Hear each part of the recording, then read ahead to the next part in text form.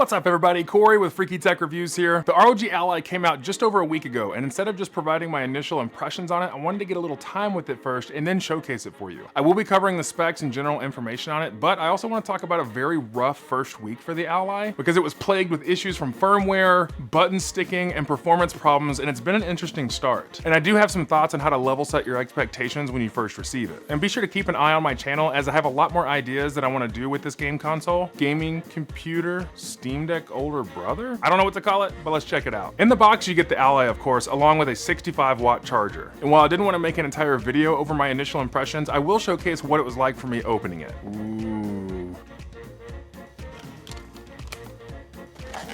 So this is something I found interesting. This is actually a stand. It looks like a piece of trash on the top of your box, but it's designed so that you can set it like this and stand it up. So if you get an ROG Ally, be sure not to throw that away because that is what it's for. Okay, let's take the plastic off together.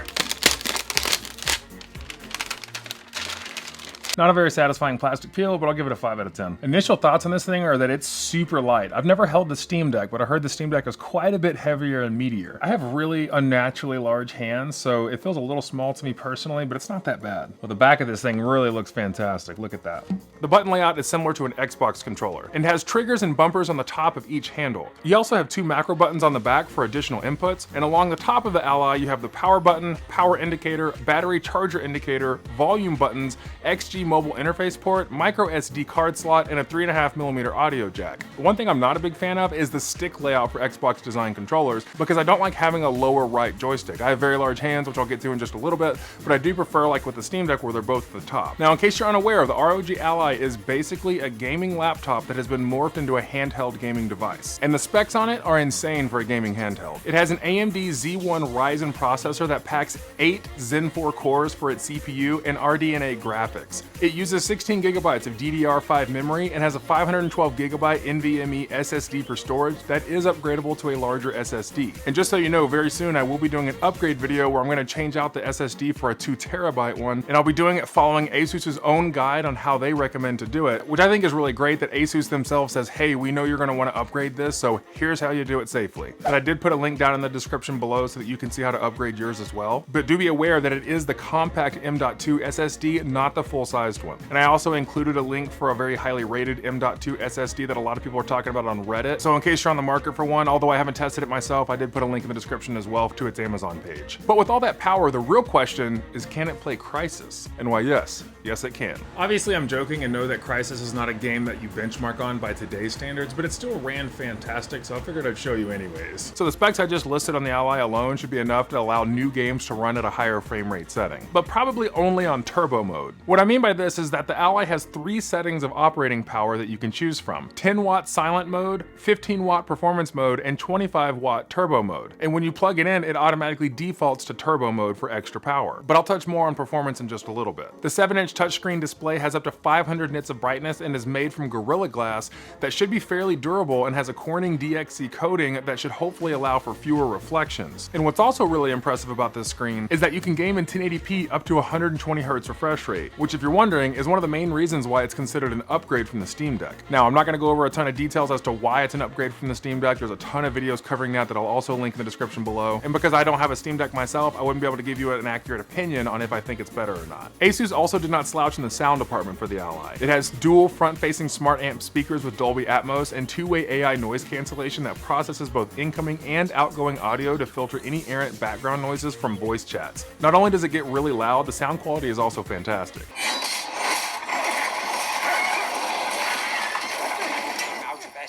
And while the Ally uses Wi-Fi 6E for blazing fast connection speeds, you can also download games to play offline in the event you don't have a network to connect to. Now, from personal experience, a 2.4 GHz network is not enough to really enjoy the Ally. It takes forever to download things and you just can't play cloud gaming, so 5G Wi-Fi is a minimum for this. From a built-in software perspective, the Command Center gives tons of options to customize your Ally to your personal preferences. Options like this include monitoring your real-time data similar to how you would an actual gaming PC, an FPS limiter to increase the performance performance of some games, and managing devices such as a mouse and keyboard or controller. And in the command center, you can also custom map your key bindings for the Ally itself as well as third-party controllers and such. And while there is a limited selection, the Ally already has accessories such as the ROG Cetra wireless earbuds in the Ally travel case. There's also the Delta S wireless gaming headset as well as the ROG Rakiri Pro controller with a built-in mini OLED screen. And for what I'm the most interested in is the docking station that you can purchase separately that allows you to easily travel with the Ally and dock up anywhere with 65-watt charging, a USB-C port, and HDMI 2.0. I do have that dock on back order. Unfortunately, it was sold out and I wasn't able to get it in time. But one of the reasons that I want it, and I'll be showcasing this in a future video, is because it gives you the ability to do VR with the Ally,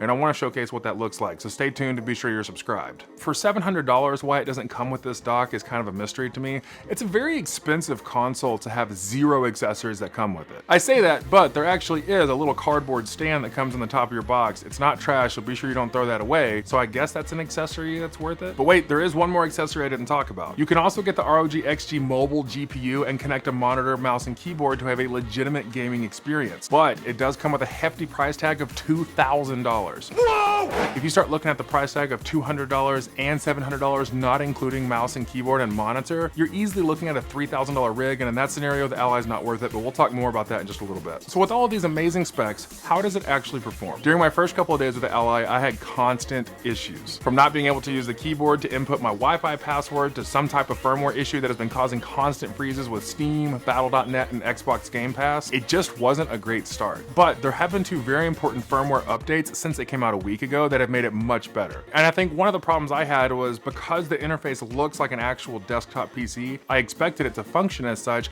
and it just doesn't work that way. And so my expectations right out of the box were not met initially, which I think is very important, because if you just hand this to someone who has no idea what they're doing with a gaming device, they're not gonna be able to just get up and running with it. But after using it for a while and just being able to pick it up and play it finally, I have to say it is quite wonderful to use. I've also tested cloud gaming and downloaded games to give you accurate feedback on how they perform. Natively downloaded games are great so far. The Ally can bog down when not plugged in and using silent mode at 10 watts, but I rarely see any issues at 15 watts performance mode. And when you kick it into high gear with turbo mode, the Ally's true power really shines. I've been playing a lot of Diablo 4, and on performance mode, it might jitter a little bit when entering a new area or if a very large spawn of enemies is around me, but on turbo mode, I rarely see any issues with performance, but battery life does suffer. Speaking of which, I have found that the battery life seems to be a little bit substandard for me personally. At performance mode, I'm seeing about 3 to 4 hours of playtime, and for turbo mode, up to 2 hours is about all that you're gonna get. So I typically game with it plugged in, which is not really the point of the device. I don't know, maybe I'm asking too much of it, but let me know your thoughts in the comments on what you think about that. I will be doing more testing as we go through the year, because I would love to do a follow-up video later down the line to see how it's held up over maybe the next 6 months, so definitely stay tuned for that as well. But I do think from a system strength perspective that it's got plenty for the average person. Like I said, this is literally a gaming laptop that you're holding in your hands,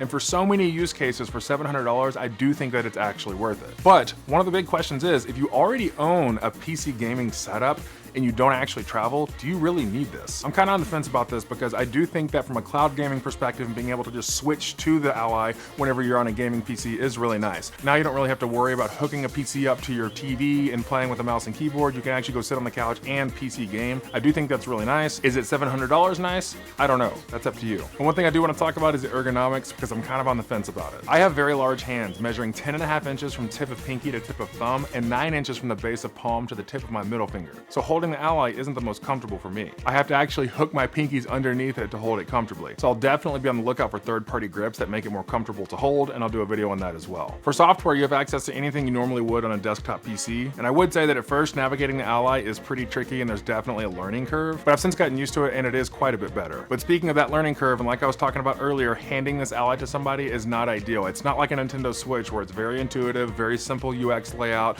where you can just dive in and start gaming. This is a legit gaming PC where you have to know how to install programs, how to do file management, how to access different gaming clients such as Battle.net and Xbox Game Pass. So it is a complicated machine that is not for the average person, I feel like. And the reason that I want to be so clear about this learning curve and some of the issues that it has is because I've seen a lot of reviews that just slap a, hey, the Ally is amazing sticker on it, but it does have some drawbacks that someone should be aware of if they're going to be purchasing it. And the reason someone like Linus Tech Tips has no problem with some of the initial setup features is because they do that for a living and it's super easy and intuitive for them, but for the average person, it's kind of a pain to get rolling. So overall, I would recommend tempering your expectations when purchasing the Ally, but if you ask me if it's worth it, absolutely. The Ally is now a cornerstone in gaming. We've seen handheld gaming in the past. It's been around for a very, very long time. I even own one of the original Game Boys where it really started to get popular, but this is a major step in the handheld gaming market. It almost feels like the Steam Deck walked so that the Ally could run, or maybe the Ally is still just walking for now, but I think it's going to run. And there are plans later this year for Asus to release another gaming handheld that's going to be a little bit less powerful than the Ally currently. It's still going to be an Ally, just a more toned down version that's more budget friendly. But I'm really excited about the Ally. It has completely changed gaming for me already. I love pairing it with the Volare pillow that I reviewed recently, where I can just sit on the couch and comfortably PC game, which is something I've never been able to do. I'm also really excited because when I get the docking station, I have the ability to play VR games almost anywhere, because I've done a little bit of testing on VR games, and the Ally itself can handle the power of them from what I can tell, but I do need to do more testing to see if it's actually worth picking up for that reason.